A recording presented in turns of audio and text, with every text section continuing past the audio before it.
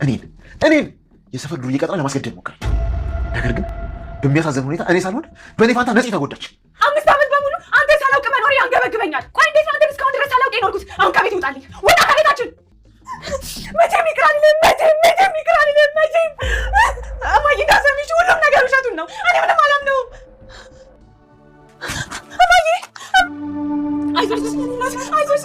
አንቺ በጣም ጠንካራ እናት ነሽ። አይደለም የኔ ብዙ ነገር አሳልፈናል። ለኔ ስትይ ብዙ ነገር ረሻለሁ። ይሄ መቆም አልፈልግም። አይደለም እኮ ለምን አትቀጣይልም? ደግሞ ግን ለምን ሻፈቅ ይችላል? በዛ ላይ መድኃኒት ቢሆን ነገር ማለት ነው። ስለዚህ በቃ ያለብኝ እሷን ብቻ አይደለም አንተንም ጭምር ነው እንዴ? አረ እሱ ምንም አያውቅም። እኔ ነኝ እንዴ የጠየኩት። እኔ እንዳጠፉት እሱ ምንም አላደረገች። እንዴ ነዚህ አጨረሽም እንዴ? አባቴ መጣህ? ቆየሁ እኮ። እማዬ እንዴት ነሽ? አዎ በጣም ደህና ነኝ። አሁንም በሁለት ልጆች ፍቅር መካከል ተከብቤ በጣም ደህና ነኝ። ሐኪምም አሁን ጥሩ ነሽ፣ በጣም ደህና ነሽ ብሎኛል። መሞታችን ይመል የነገርኩሽ ነው። በጭራሽ መሞታችን። እኔ ደግሞ አንቺ ልትወርሽ አልችልም። ለምንድን ነው መሞት የማልችለው? እስኪ ንገረኝ፣ ለምንድን ነው መሞት የማልችለው? ምክንያቱም አንቺ ነፍሰ ጡር ነሽ።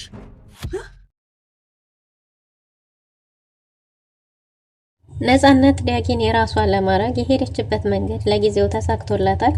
እንግዲህ ዳጊም የእውነት እነሱ ያደረጉት መስሎት የሄቨንን እናት ልታስገድኝ እንዴት አንቺ ለኔ ሰው ትቀጥሪያለሽ?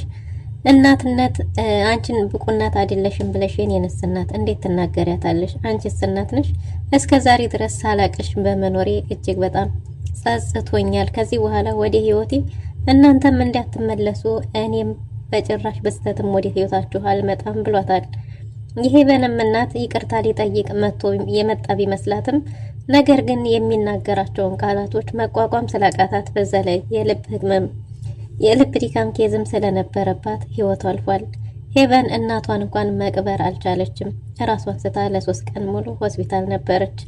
ሰላም ሰላም! ውድና የተወደዳችሁ ውድ ቤተሰቦች እንደምን አላችሁ? በያላችሁበት የዓለም ዳርቻ ሰላማችሁ ብዘት ተረፍ ይበል እያለን ዛሬም በአዲስ መጥተናል። እናንተም በቅንነት ላይክ፣ ሼር፣ ሰብስክራይብ እያደረጋችሁ ቤተሰብ ታደርጉን ዘንድ በትህትና እንጠይቃለን። መልስ ተከታታይ ድራማ እንግዲህ ዳጊና ሄቨን የሚዋደዱ ፍቅረኛሞች ቢሆኑም ዳጊ በእናቱ ተገዶ እንዲሁም በነፃነት ጉትጎታ ሳይፈልግ ወደ ጋብቻ ሄዷል። ጋብቻውም ጊዜያዊ እናቱን ላለማጣት እናቱ ለሱ በጣም ብዙ ዋጋዎችን ስለከፈለች እናቱም ደግሞ ድርጅቷ እየከሰረባት ስለነበረ ከነፃነት አባት ጋር ለመስራት በልጇ ተደራድራ ስለነበር ነፃነትን ያገባው ለጊዜያዊ ቢሆንም እናቱ ግን የግሏ እንድታረገው በተቻላት መጠን እየረዳቻት ነበር። ዳጊም እንግዲህ ምንም ማድረግ አልችልም፣ ላንቺ ምንም ያህል ቅንጣት ቦታ የለኝ የሚል ነበር።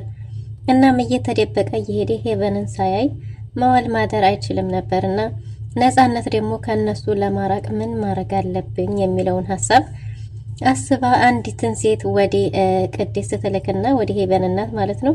የሄቨን እናት ስራዋ ጉሊት የምትሰራ ቢሆንም ደግሞ እጅግ በጣም መልካምና ቅን ሴት ስለነበረች መናገር የማትችል ሆና በወረቀት ሀሳቧን የምትገልጽ አይነት ሰው መስላ የተላከችዋ ልጅ የራሷን የቅድስትን ስም ጽፋና መናፈሻ እንገናኝ የሚል ድምጽ አሰምታ ከዛም በኋላ እሷ ሄዳለች ማለት ነው። የሄቨን እናት ግን ለልጅቷ እጅግ በጣም እያዘነች ነበር። በዚህ ወጣትነቷ መናገር አትችልምና እጅግ በጣም ታሳዝናለች እያለች ነበር ለዳኒና ለሄቨን የነበረው ምሳ ይዘውላት ሲመጡ ስለሷ አጥብቃ እያሰበች ነበር። ለተንኮል መሆኑም አልገባትም። ነገር ግን እንግዲህ ያ ነገር የተደረገው ለምንድን ነው? ለዳጊ መናፈሻው ጋር ቀጠሮ የተያዘው ነፃነት የቀጠረቻቸው ሰዎች ነበሩ። ግን ደግሞ ዳጊን የቀድሞ ፍቅረኛ እናት ሰላም ታልካለች የሚል ቃላትን ተናግረው ስለነበረ በዛም እሷ ራሷን አሳልፋ የሰጠችው በማስመሰል እሷ ተወግታ ስለነበረ እውነት መስሎት ነበር። በዛ ላይ ቅድስት ማናት ነፃነት ይሄንን ሰምታ ስለነበረ ያው የራሷም ሴራ ስለነበር ታቀው ስለነበር በኋላ ሐኪም ቤት ሄዳ ጊዜ ያን ያህል ጉዳት እንዳልደረሰባት ተነግሯት ወደ ቤት ተመልሳ ነበር። ወደ ቤት በመጣችበትም አባትዮ አንድ ልጅም ብሌኒን ማን ነው እንዲያረገብኝ እያለ ያዙኝ ልቀቁኝ እያለ ነበር። ነገር ግን ስራው የራሳቸው ስለሆነ የነፃነትና የዳጊነት ተንኮል ስለነበረ ማናቸውም እከሌ ነው ብለው አሳልፈው አልሰጡም። ዳጊም በሰዓቱ በስራ የተጋጨው ሰው ስለነበረ ነው ብሏል። እናም እሱን ደግሞ አጋዥ አልፈልግም እኔ በራሴ መንገድ መፍታት እፈልጋለሁ ብሎ ስለነበረ እሺ እንግዲያስ ግን ደግሞ ልጄን እንዲጠብቃት እፈልጋለሁ ሲልም ከዚህ በኋላ ልጆት የኔ ኃላፊነት ናት፣ የኔ ሚስት እስከሆነች ድረስ ማንንም ሰው ረዳት አያስፈልገኝም፣ እኔ ራሴ ከለላ ጠበቃ ሆንላታለሁ ብሎ ነበር። እናም ነጻነት በዚሁ አጋጣሚ ስትመኘው የነበረውን እንክብካቤ ከዲያጊ አግኝታለች ማለት ነው። ላንተ ብዬ ነው ይሄን ሁሉ ዋጋ የከፈልኩት፣ ከዚህም በኋላ እሞትልሃለሁ የሚል ሀሳቦችን እያመጣች ልቡን እያቀለጠችው ነበር። ዲያጊ ግን ምንም ቢፈጠርም የሄቨንን ፍቅር መርሳት በእርግጥ ለሱ ከባድ ነው። እናም ዲያጊ ቁጭ ባለበት እንዴት እውነታውን እያወቅክ ለአባቴ እውነቱን ለምን አልነገርከውም? እውነቱ ምን እንደሆነ አንተም እኔም ጠንቅቀን እናውቃለን። ይሄ የሆነው ያቺ ቸርቻሪ ሴት እንደላከች የታወቀ ነው። ስለዚህ እንዴት ነው እኔም አንተም እያወቅን የደበከው እያለችው ነበር። እሱም ደግሞ አይ ይሄ እርግጠኛ መሆን አልችልም ቢላትም እሷ ደግሞ ሁሉንም ነገር እያብራራችለት ነበር። የበለጠ እንደዛ ስትለው ለነገሩ እኮ እውነትሽን ነው ብሎ ሀሳቡን ቀይሮ እቃ ገዝቼ ልምጣለ በሚል ስበብ ነበር ከቤት የወጣው። ከቤት ሲወጣ እሳት ለብሶ እሳት ጎርሶ ወደነ ሄቨን ቤት እየሄደ ነበር። ሄቨንም ከእናቷ ጋር እራት እየበሉና እናቷ ደግሞ ከሷ አባት ጋር የነበራቸው ግንኙነት በፍቅር ያሳለፉትን ህይወት እያወሩ ነበር። እናም ልጄ ልቧን የሰበረባትን ልጅ እንዴት አድርጌ ላጽናናሽ? የት ይዤሽ ልሂድ?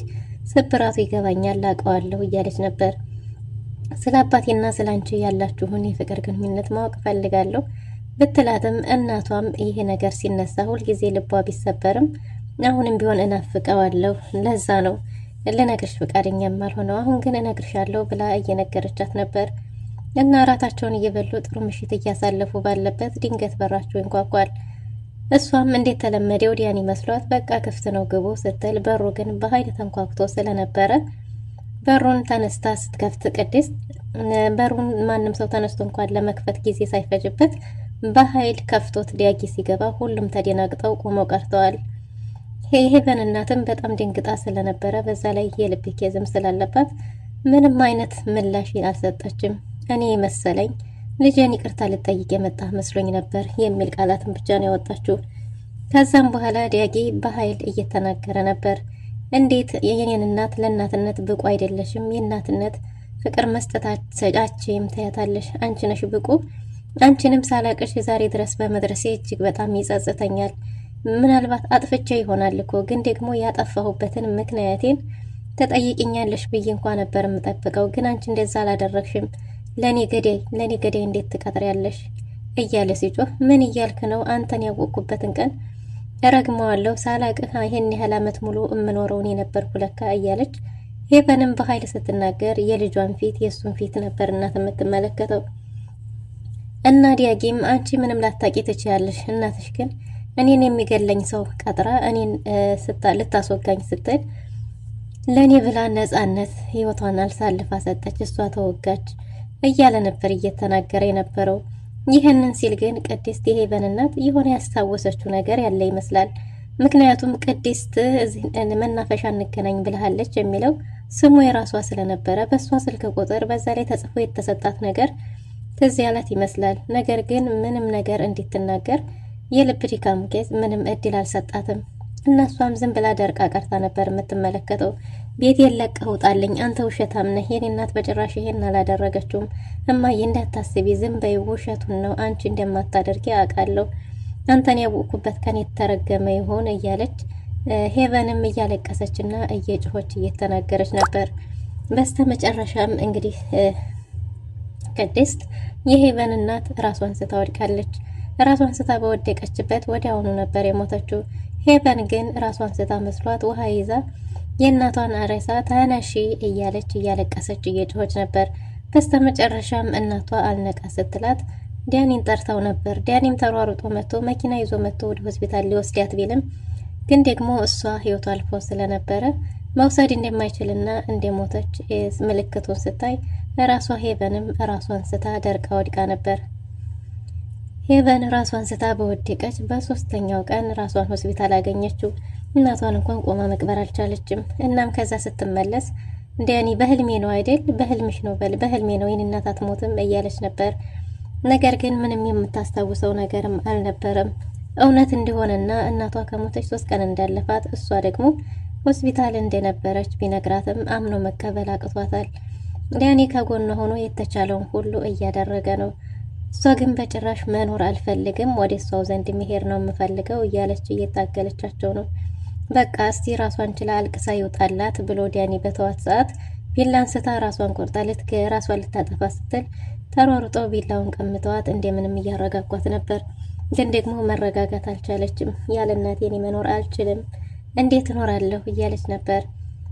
እንግዲህ በስተመጨረሻም ለሷው አንዳንድ ነገሮችን አድርጎ ሊመጣ ዳኒ በወጣበት የጎረቤት ልጅም እጅግ በጣም ሁሉም ሰው የሚወዳት የሄቨን እናት እሷ ለሁላችንም እናት ነበረች፣ መልካም ሰው ነበረች።